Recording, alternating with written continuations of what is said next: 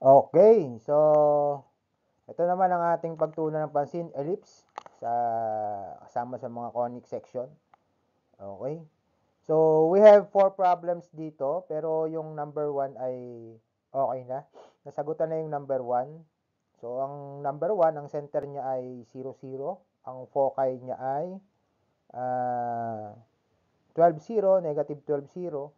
And ang vertices niya ay negative 13, 0, negative 13, 0.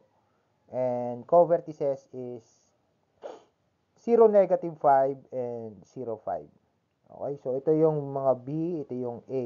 So, ang A natin ay square root ng 169, ang B ay square root ng 25, which is 5. Okay, so ang B naman, ang C naman ay A squared minus B squared. Okay, so 169 minus 125, which is 144, square root ng 144 is 12. Okay, let's try to solve number 2. Okay, let's try to solve number 2. So, ito yung number 2. X minus 2 squared over 4 plus y plus 3 squared over 9 is equal to 1. So, we need to find the center, foci, vertices natin given na 2, 0 and 2, negative 6. And co-vertices is also kailangan din nating hanapin. Okay.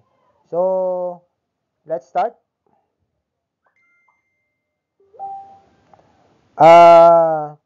Dito, yung x minus 2 squared, so center natin dito. Yung center natin, x minus 2, so h is equal to 2, and k is equal to negative 3. So, yun ang magiging center natin. H is equal to 2, and k is equal to 3. So, center is 2, negative 3. So, we can plot the value of the center. Center is 2, tapos bilang tayong tatlo pababa, negative 3. 1, 2, 3. So, nandito yung center natin. Okay, so meron na tayong center. Vertices naman.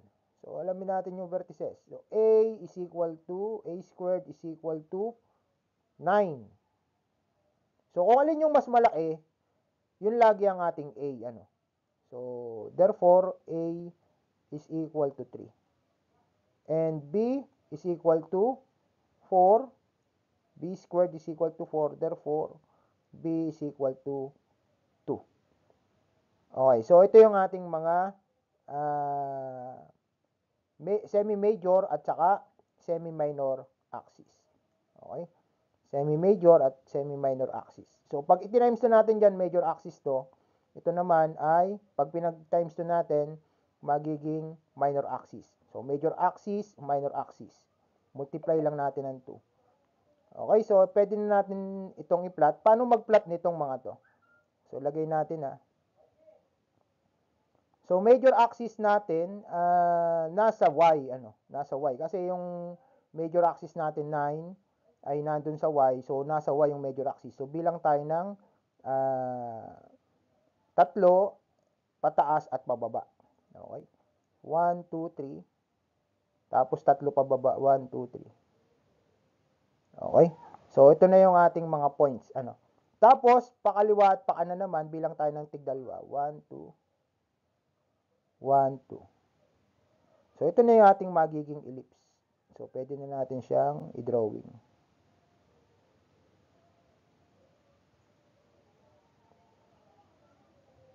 Yan. So, meron na tayong ellipse. So, ano yung focus naman natin? Focus. Hanapin natin yung focus.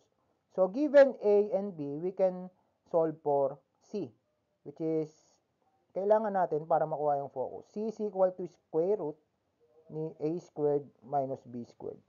Ano ba yung A squared? Ang A squared ay 9 minus, ang B squared ay 4. So, C is equal to square root of 5. And square root of 5 is, computing ko lang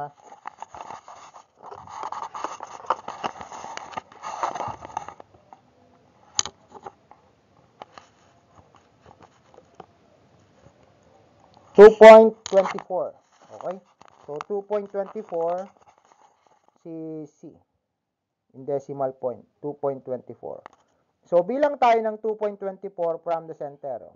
1, from the center, bilang tayo ng 2.24. 1, 2.24, and 2.24 pababa. 1, 2, so nandito tayo. Tapos, 1, 2, nandito tayo. Nandyan yung focus natin. Okay? And then, yun na. Ano naman yung mga coordinates niyan? Okay? Yung center, syempre given na. Nakuha na natin number 1. Center is 2, negative 3. Yung foci natin, nasa 2 tayo, ano? Nasa 2. So, lahat parehas nasa 2. Ano na lang yung y, ano? Negative, ano siya? Negative. So, from the center, magma-minus at magpa-plus tayo ng 2.24. So, negative 3 for the foci, ano? Negative 3 plus or minus 2.24. Okay? So, this is equal to negative 3 plus 2.24. Minus muna tayo. Negative 3 minus 2.24 is negative 5.24. Tapos, pag pinag-minus naman natin yung dalawa, negative 3 plus 2.24, negative 0.76.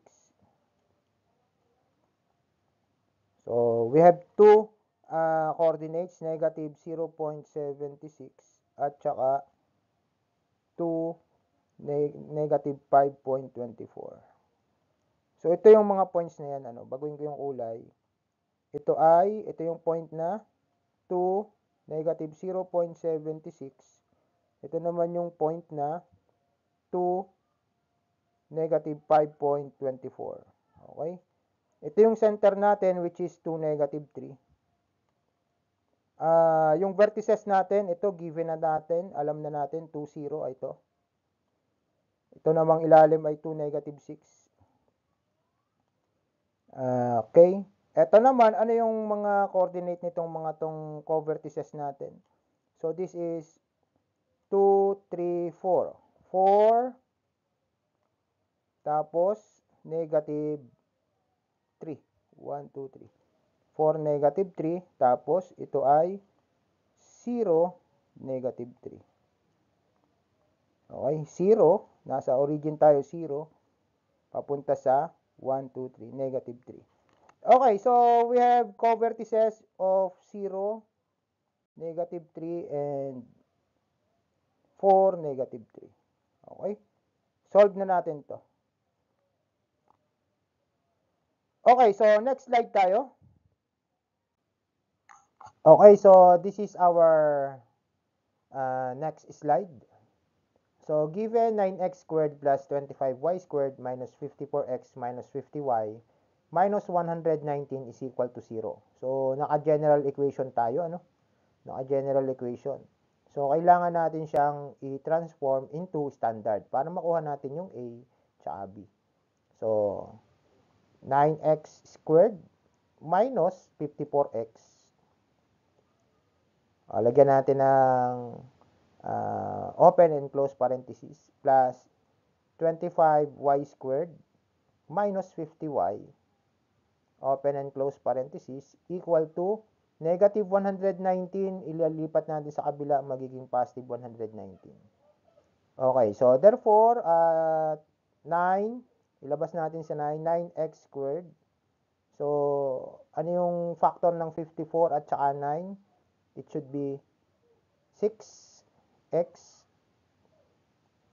plus, factor out natin yung 25, y squared minus 2y equal to 119.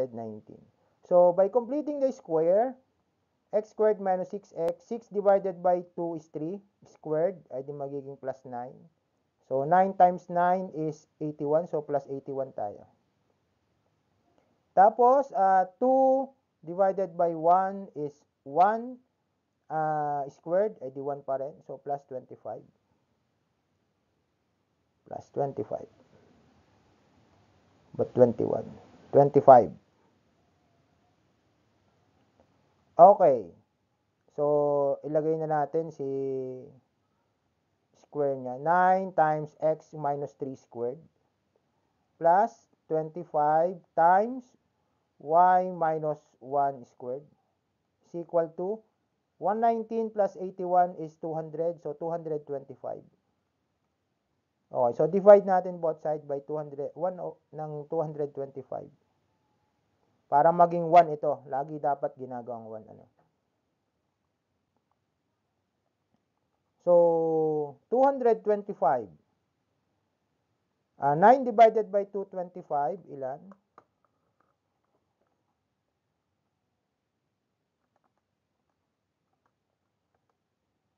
So, 25 ang sagot. X minus 3 squared over 25 plus, syempre 25 ay di over 9 na to. Y minus 1 squared is equal to 1. So, therefore, ito yung magiging A natin, ito yung magiging B. Yung A natin ay nasa X. So, naka-horizontal yung graph natin. So, A squared is equal to 25. Therefore, A is equal to 5. And B squared is equal to 9. So, B is equal to 3. Okay, so graph na tayo. Graph na natin siya. Ang center natin ay, makuha natin yung center dito. Kunin natin itong mga to. So, ang magiging center natin dyan ay 3 and 1. Okay? So, graph na natin tayo. 1, 2, 3. Taas tayo ng isa, 1. So, 3, 1. Tapos, ang A natin, since horizontal tayo, nasa X, ang major axis natin. So, 5. 1, 2, 3, 4, 5. Tapos, 1, 2, 3, 4, 5. So, yan yung ating major axis. And then, B natin ay 3. 1, 2, 3. Then, tatlo pa baba. From center uli. 1, 2, 3. So, ayan na yung ating magiging ellipse. Ito yung magiging ellipse natin. Okay. So, meron na tayong ellipse. Foci naman tayo. C. Square root ni A squared minus B squared. Ano yung A squared? 25 minus 9 square root. 25 minus 9 is 16. So, this is equal to square root of 16, which is equal to 4. So, 4. Bilang ka ng 4. So, nasa major axis yung ating focus. 1, 2, 3, 4. So, nandito yung focus natin. 1, 2, 3, 4. So, yan. Yung kulay red ang focus natin. Tapos, alamin na natin yung mga coordinates niya. Ano yung magiging mga coordinates niya? Yung focus natin ay, ano yung coordinate niya? 1, 2, 3, 4, 5, 6, 7, 8. Bilangin natin 1, 2, 3, 4, 5, 6, 7. Tapos tumaas ng isa, 1. So, 7, 1. Okay? Ito namang kabila ay, ito yung ating origin. So, negative 1, 1. So, negative 1, 1. So, isulat na natin dito yung ating foci. Negative 1, 1. Ba't iisa lang yung foci? Dapat dalawa. 7, 1. So, dalawang foci natin. Ang vertices natin ay ito. 7 ito. So, 8 ito. 8, 1. 8, 1. Tapos, negative 2, 1. So, bilang ka ng dalawa dito pa kabila. 1, 2. Negative 2, 1. Okay? So, meron tayong sagot sa vertices. Co-vertices is, bilang ka dito, 1, 2, 3. 1, 2, 3. Tapos, 1, 2, 3, 4. So, 3, 4 siya. 3, 4. Ano naman tong isa? 3 uli. 1, 2, 3. 1, 2. So, negative 2 naman, 3, negative 2. Ayun. 3, negative 2. Yan yung co-vertices natin. Okay, so solve na natin yung number 3. Next slide tayo. Number 4. Ito yung number 4. So, given na agad yung standard equation niya. So, A is equal to 20. And B is equal to, A squared is equal to 20, B squared is equal to 16. So, A, therefore, is equal to square root of 20. And B is equal to square root of 16 is 4. Square root of 20, ano nga ba square root ng 20? 4.47, 4.47. So, pwede na tayong mag-graph. So, alamin na natin yung center. Ang center natin dito ay negative 2. So, binabago lang natin yung sign, negative 2. Yung y naman natin ay 5. Okay? So, bilang tayo, negative 2. 1, 2. Tapos, 1, 2, 3, 4, 5. So, nandito, 1, 2, 3, 4, 5. Okay? So, nandito yung center. Ang A natin, nasan ba yung A natin? Sa Y. So, therefore, pataas, pababa yung bilang natin. 4.47, almost 4.5. 1, 2, 3, 4.5. 1, 2, 3, 4.5. Okay. Tapos, BI4. 1, 2, 3, 4. Apat siya. 1, 2, 3, 4. So, pwede na natin siyang bilog, gawing ellipse.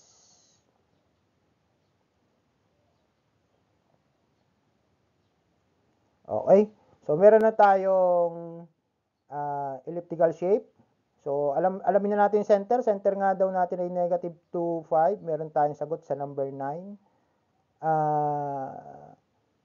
Yung focus pala, focus. Paano yung focus? Focus is equal to A squared, which is 20, minus 16, yung ating B squared. So, C is equal to square root of 4. C is equal to 2. So, bilang tayo ng dalawa pataas, 1, 2. Bilang tayo ng dalawa pataas, pababa, 1, 2. So, nandyan yung ating focus. Okay? So, medyo malaki yung ating pagkakalawak, medyo malaki. Kaya, medyo malapit yung ating focus sa center. Okay? Tapos, alamin na natin yung focus. Ang focus natin ay negative 2, 1, 2, 3. Negative 2, 3. Negative 2, 3. So, this is negative 2, 3. Tapos, 3, 4, 5, 6, 7. Negative 2, 7. So, tama naman yung isa. Negative 2, 7. Ano yung mga vertices natin? Negative 2. This is, ano yung center natin nga? Negative 2, 5. So, 5 minus 4.47. 0.53. Okay? Negative 2, 0.53. Okay? So, yun yung vertices natin. Negative 2, 0.53. Tapos, yung isa ay negative 2. Pataas naman, So, 5 plus 4.47. So, 9.47. So, this is 4.47 plus 5. Okay, so ito ay magiging negative 2, 9.47. Okay? So, yung co-vertices natin, negative 6, 5. Tignan natin kung tama yung ating drawing. 2, 3, 4, 5, 6. Okay? Negative 6, 5. Tapos, ito naman ay 2, 5. Okay, tama. Okay, so therefore, na-drawing na natin yung mga center, foci, vertices and co-vertices ng ating ellipse. So, medyo marunong na tayo mag-plot and alamin yung mga coordinates ng ating ellipse. Okay? So, thank you so much and God bless everyone.